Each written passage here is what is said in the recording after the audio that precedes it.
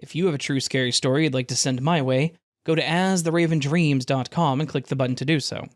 Or, if you want to send a story over to Marie, you can go to mariesfield.com and send it her way. It's a pretty simple form that I put together for her, so yeah.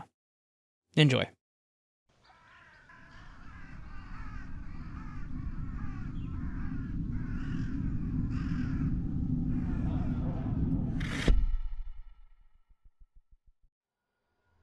This story is going to sound a bit crazy, but I swear that every word of it is true.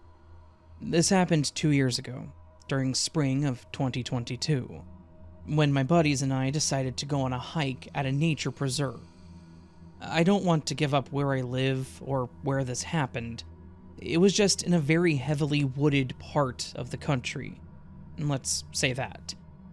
We had actually planned this trip for a few weeks prior to going, because we knew that it was going to be an absolutely gorgeous spot. We picked the longest trail that we could find, figuring that we would make a day out of the whole thing. Everything was perfect at first. Just us guys chatting and making jokes as we took in the fresh smells of the springtime forest. About 2 miles through, things took a turn when we caught a whiff of what I can only describe as an absolutely gnarly stench. Like a porta potty that's been baking in the sun for a couple of weeks. We followed the reek off trail, thinking we were going to have to report a body to the forestry service or something, because it was bad. Like, really bad. We ended up going off trail a bit and into the trees, and saw what almost looked like a makeshift homeless camp.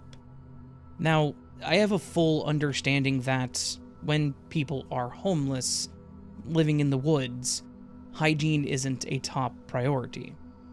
And at first, I thought that we were going to be horrible people for judging so harshly when it was just a person down on their luck living in the woods.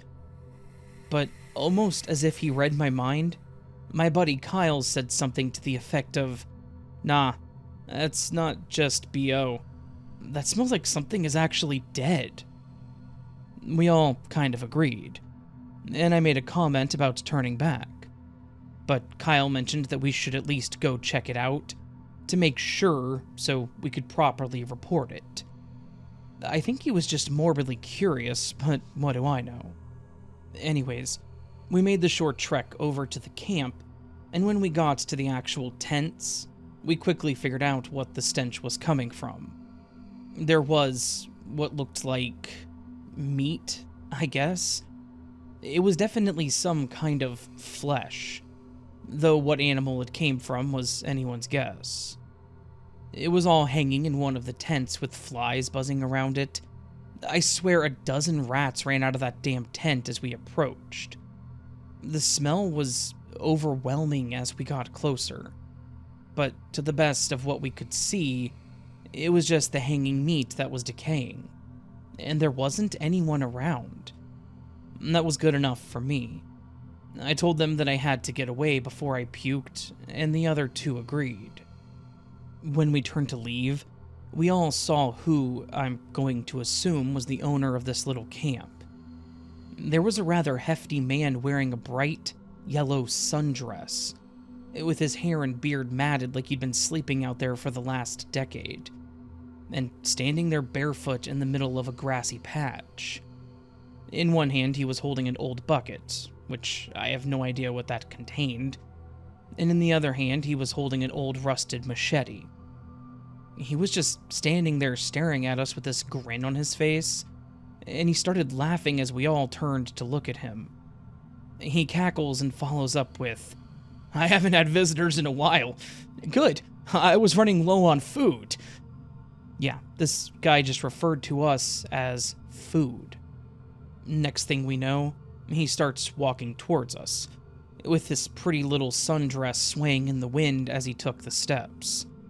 Which, if I may add, is a visual that will never leave my brain as long as I live. The contrast of the dress against this psycho holding a rusted machete and charging at us was almost dizzying.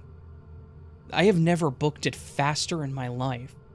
No lie, we were hauling ass through these woods, with this crazy bastard less than a dozen feet behind us, swinging that machete and laughing with each step that he took. Even when we hit the actual trail, we could still hear him cackling and saying things like, "Just give me the fat one! It'll last me a month!"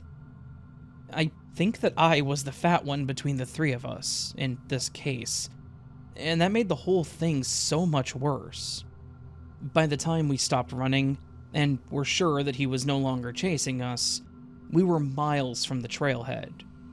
We all collapsed and were wheezing like we'd run a marathon because, based on the distance and speed, we kind of had. And none of us were in the best shapes of our lives, so it was rough. Kyle asked if we were good and what the hell we should do, and it was at this point that we all remembered we lived in the 21st century. Jake pulled out his cell phone and dialed the number for the park rangers. I feel bad for whatever poor sap took his call, because he was explaining things way too fast and panicky. I'm sure that it sounded a bit unhinged. They said that they would send a patrol to investigate, but who knows if they ever found anything. We ended up having to finish off the trail and get back to the parking lot, feeling like we were dying, which was just awful. That was the last time that we ever decided to go to that reserve. We kept things a bit more local if we wanted to hike, and none of us wanted to run into that bat crap crazy hermit ever again.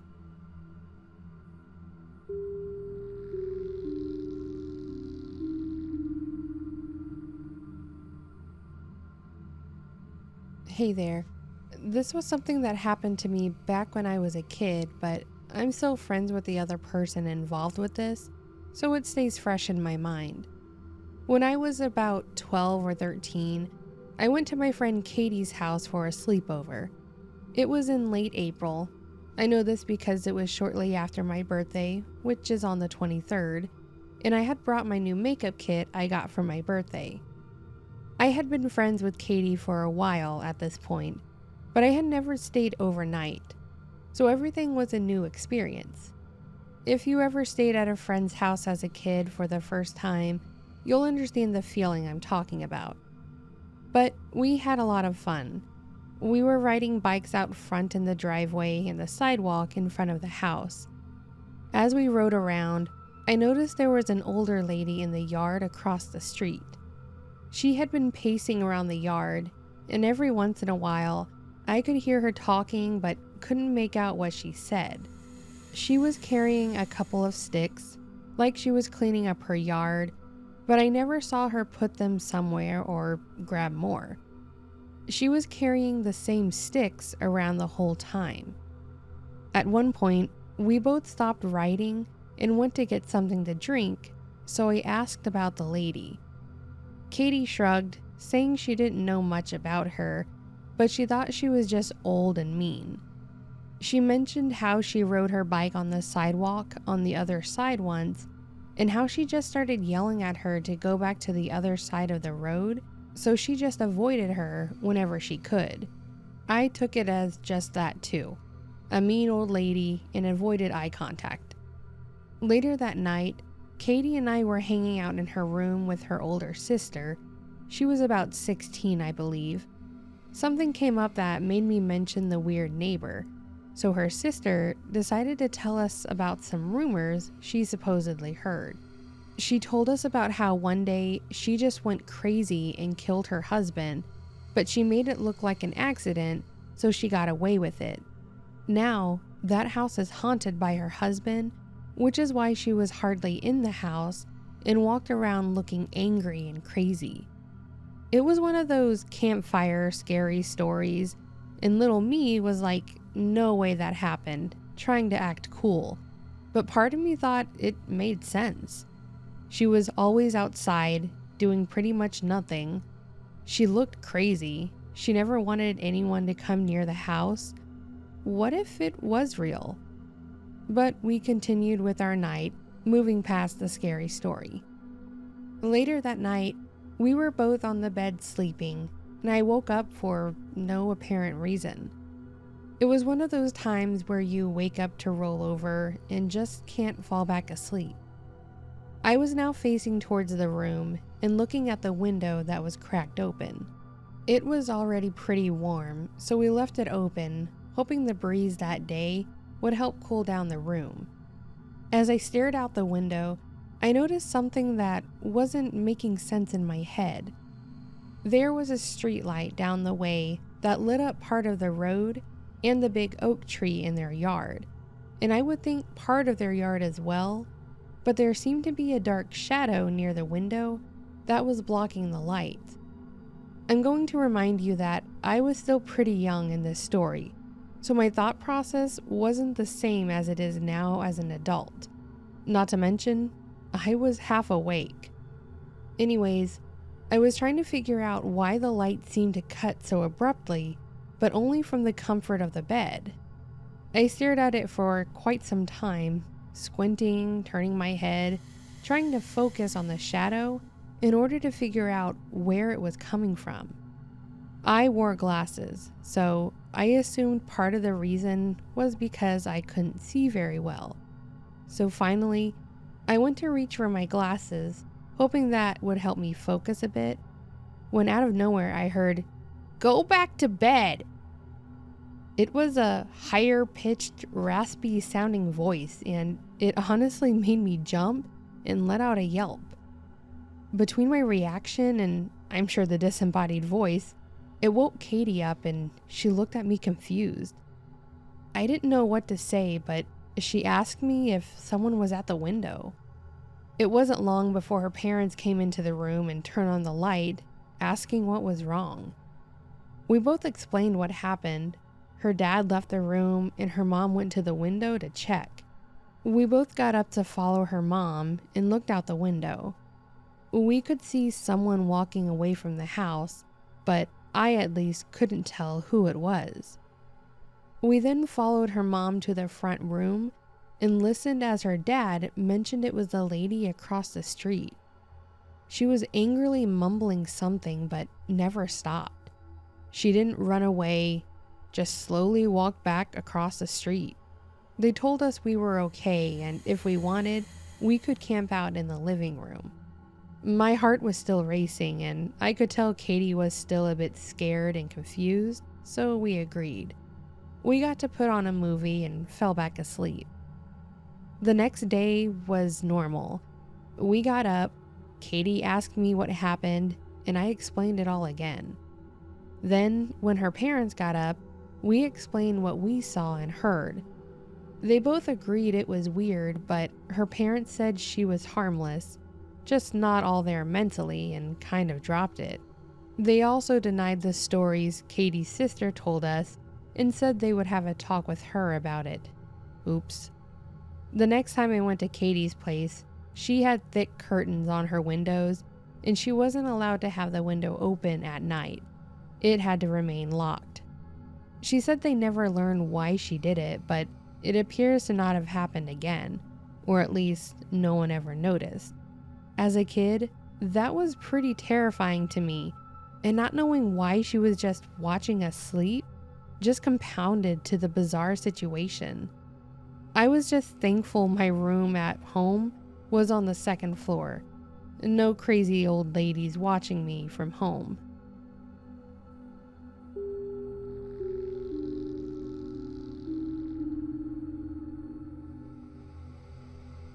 I've put off writing this story for a very long time. But after going through therapy and trying to get past everything that happened, I think it's best to put this out into the world. I need to begin this story with a trigger warning, I guess, as it was very traumatic for me, and for others it may be too much. I apologize in advance, and I will try to not make this too graphic, but I feel there are details that I need to put into words to properly get them out of my head. This happened in the spring whenever I was 16 years old. It was early April, I believe. My parents had gone out for the night because my mom's work had an office party for Easter. I didn't want to go, and I was old enough to mostly take care of myself for the few hours while they were gone.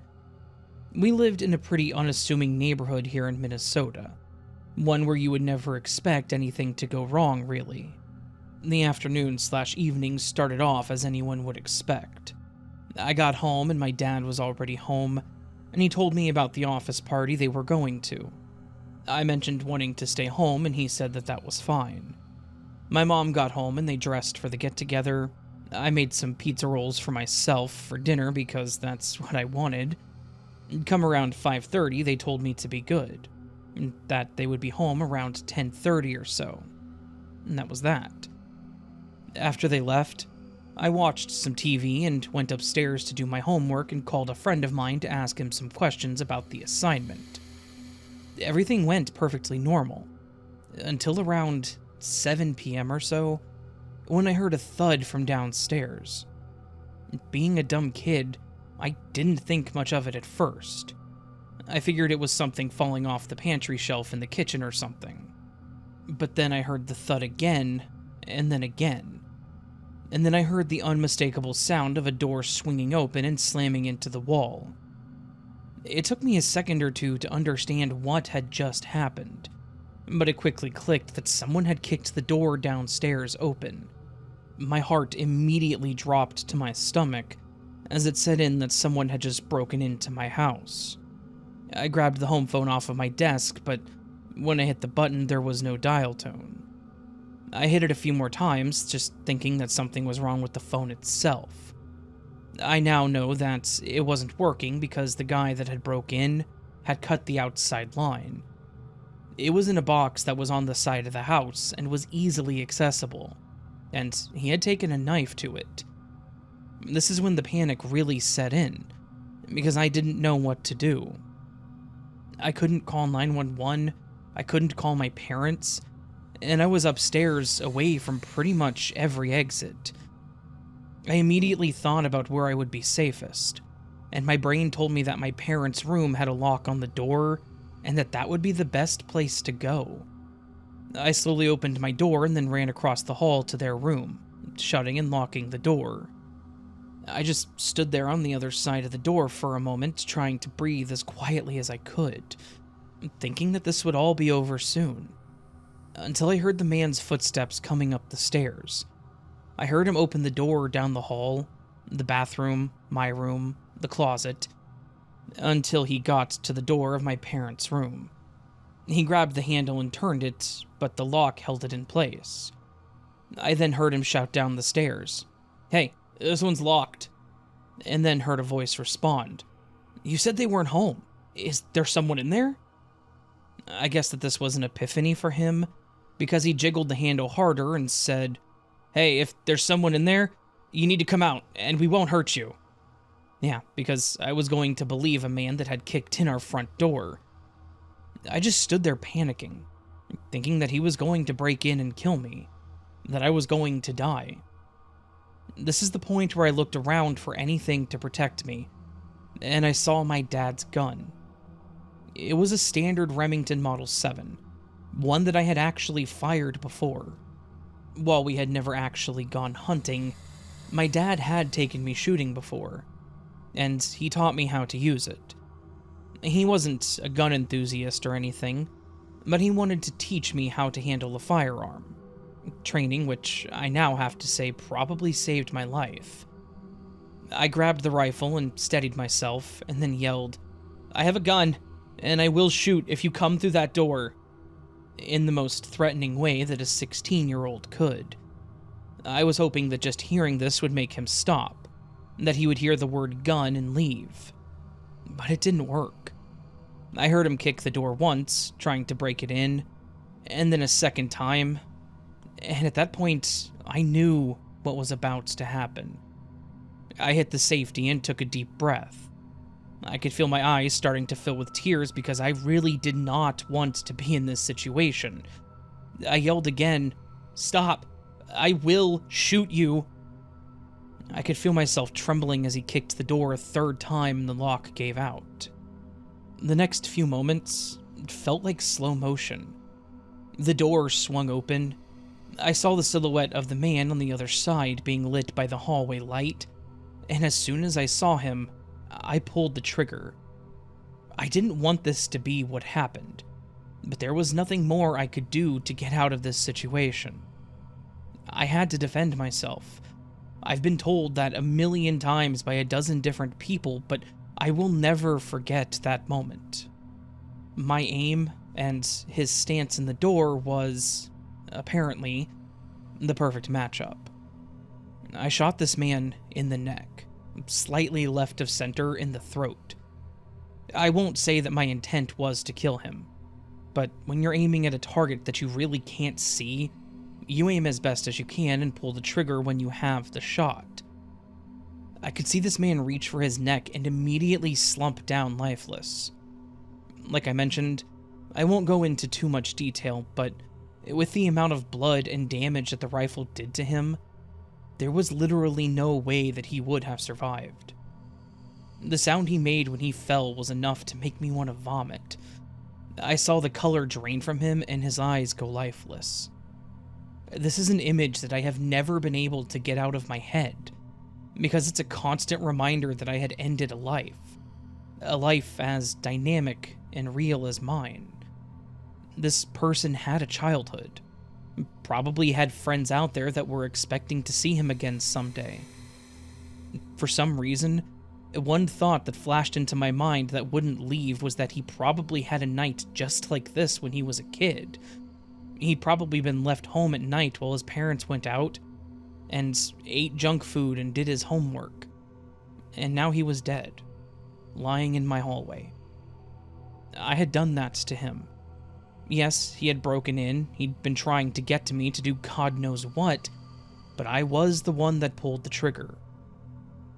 I literally fell against the wall behind me and started crying, and I fell into that sitting position. It didn't even click at the time that there were two guys. The other guy apparently took off when he heard the gunshot though, so thankfully he wasn't a factor in this equation anymore. I just gripped the gun as hard as I could, and I sat there staring at that man's lifeless body for I don't even know how long. It felt like an eternity before I heard the police sirens, before I realized that there was an officer standing over me asking me to put the gun on the floor. The rest is, to be honest, a blur. I think that my brain cut a lot of it out. I remember both of my parents holding me, crying, telling me it was going to be okay. I remember officers talking to me, asking me what happened, and just mindlessly relaying the events that led up to me pulling the trigger, telling them I did not want to shoot him, that I told him I had a gun, but he just kept trying to break in. I was obviously cleared. He'd forcibly broken into our home, and that was evident that he kicked the door into my parents' room as well, which indicated he had intent to do harm. So, while I wasn't criminally liable for the whole thing, it messed me up mentally. Those few moments have haunted me ever since. I'm in my 40s now, and I have managed to live my life, but there are moments where it all still feels real and new. Therapy helped, a lot. But after this many years, I felt that telling my story would do more for me to let it all go. It's been a very long time, and I need to be able to move on and understand that this was not my fault. I took the actions, but he put himself in that position. He had a chance to leave when I shouted I had a gun. Him and his buddy could have just not broken into our house. He had all the opportunity to not end up where he was, but he chose that fate. I am very sorry that I ended his life, but I'm not sorry that I defended myself, and in the end, that has to be enough.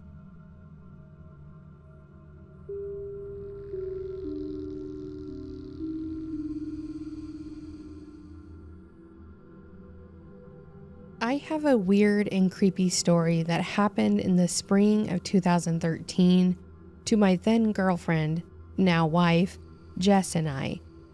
We'd had a harsh winter here, and it felt like it was unrelenting. We got snow all the way to the end of March, which is not common. The temps finally leveled out the third week of April, which was perfect because her birthday was that week, so we had both taken the week off.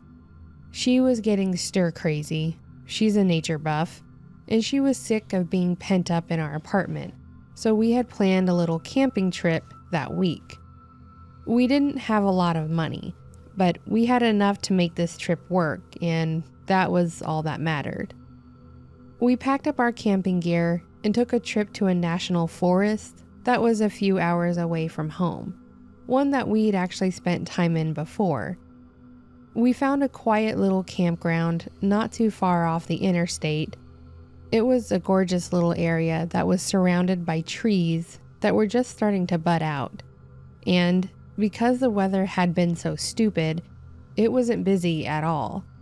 So there was pretty much zero chance for us to run into anyone else. That night was lovely. The air was crisp, and while there was a slight breeze that was making it chilly, we were just happy to spend some time together alone. We had a few beers, used our little camping grill to make some food, and saw more stars than we ever did back in the city. It was just a perfect night. We were pretty exhausted though, so we decided to finish eating and pass out. And I swear, I fell into the deepest and most restful sleep I'd ever had. That's why I was so confused when Jess shook me awake sometime in the middle of the night. Her face was drained of color, and she looked absolutely horrified. I asked what was up, but she quickly hushed me, saying that she could hear someone or something walking around outside the tent. I said it was probably an animal, but she said that it sounded too heavy to be something like a raccoon, that it was bigger. I sat there and listened, and I didn't hear anything. It was fairly quiet. I heard the wind.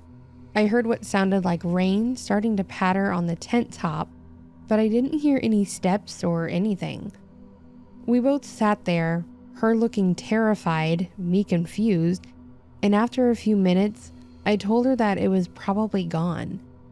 She nodded, saying that it was all good, and we laid back down to go back to sleep.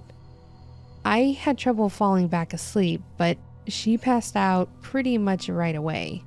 When I woke up the next morning, she was still out, so I got up to get outside and take care of my morning business without waking her up.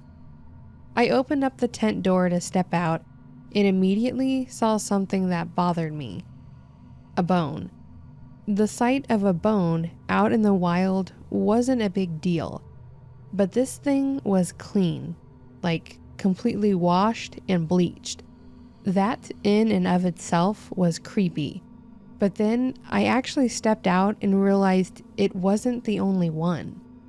There were a couple dozen of these bones, all looking to be parts of animal carcasses, surrounding our tent in a large circle, like someone had taken the time in the night to make this circle. All of them were that same level of clean, like they were collected and washed, and now they were in a circle surrounding the tent that Jess and I were sleeping in. I got back in the tent and woke Jess up, asking her what all she had heard that night before. She just stared at me like I was crazy and asked what I meant. I said, "When you woke me up last night, you said you heard something walking around. Was it just that, or was there more?" She once again stared at me and kind of chuckled, saying, "Matt, I didn't wake you up last night. What are you talking about? I passed out as soon as we got in here." I tried to explain to her that she had woken me up, that she was scared, and that she said she heard someone or something walking around our tent, but no matter how much I explained it, she honestly could not remember this happening. She had zero recollection of it at all. She thought she'd slept through the entire night and didn't wake up once. I took her outside the tent and showed her the creepy bone circle that was surrounding our camp spot, and she flipped. She said that she wanted to leave because this looked like some weird forest curse stuff, and I kind of agreed with her. This was weird, and her not remembering waking up was a bit too much for me. So we packed up our stuff and decided we would just cut it down to one night. Nothing wrong with having a staycation, right? We left the bones where they were, and we went and talked with the rangers for the area. They said they would go do a check. We told them that we left it exactly how we found it, and that we were going to not stay the rest of the time. Did it sound paranoid? Sure, but it was creepy as hell to find bones around your tent like that. We drove back toward town and decided to spend a couple nights in a hotel 20 miles outside the city limits. Like camping, but in the comforts of a controlled environment and with a TV that had cable. Okay, so it was nothing like camping, but after we'd experienced, that was for the best. We actually haven't gone camping since this happened, mostly because I think we both have this weird irrational fear that if we go back into the woods, whatever left those bones like that will find us. I guess it could have been a prank, but it felt malicious. Plus, who has the time to clean 20-odd animal bones, and large ones at that, for the sake of pranking someone camping in the woods like that? Either way, that's what happened, and maybe someday we'll go again, but until we can get past the creepiness that happened that night, we're going to stick with camping at the local Holiday Inn.